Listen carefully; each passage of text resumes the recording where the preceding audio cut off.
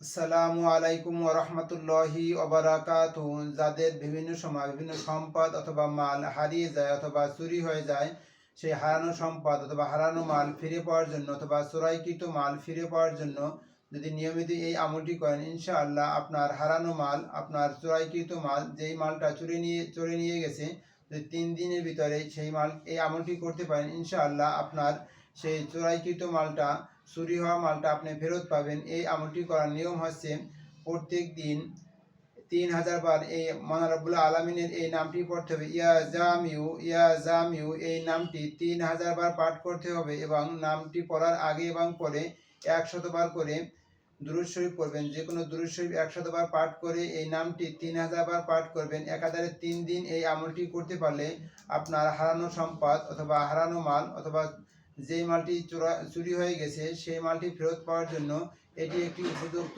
এবং পরীক্ষিত একটি আমল।